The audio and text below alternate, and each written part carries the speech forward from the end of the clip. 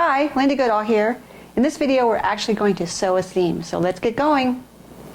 So I've just turned on my machine. It's in the default stitch settings, so I've got the J foot on and I'm ready to sew a seam. And the nice thing about this default setting is if I line up my seam guide, you can see that from the needle to this first line on the bed of the machine, it's the standard seam allowance you see in most garment patterns. So I'm ready to go.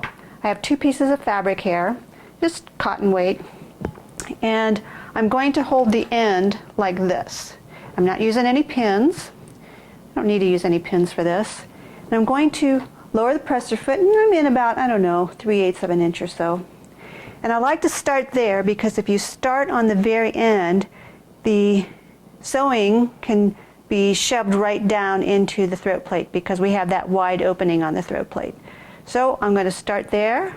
I will back stitch a little bit, about 4 or 5 stitches, and then I'll just stitch forward. And if I stop the machine, notice that the needle stops in the down position.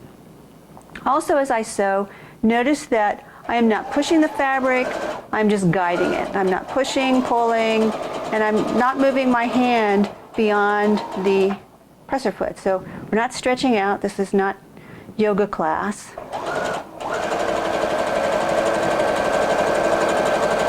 And when I get to the end, I'm going to stitch right to the end, and then I'll once again back up about 4 or 5 stitches, and then cut it. Raise the presser foot, and there's my seam. Now I've used a different color on the back just so I could check the balance, and it's looking really good. Now if you're not comfortable eyeballing that little line there, and it could be hard to see, you can get an auxiliary seam guide. This is just a magnetic one that'll work with any machine, and no, it won't harm your machine.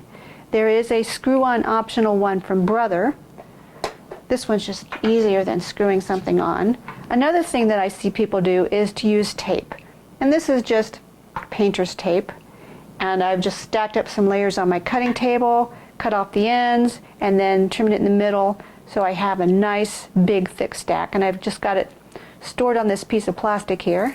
And I'll just peel that off, lay it on my machine, and now I have a nice seam guide that I can butt up against and just sew a straight seam. So this is how you sew. It's really easy. Just don't force it. Let your machine do all the work.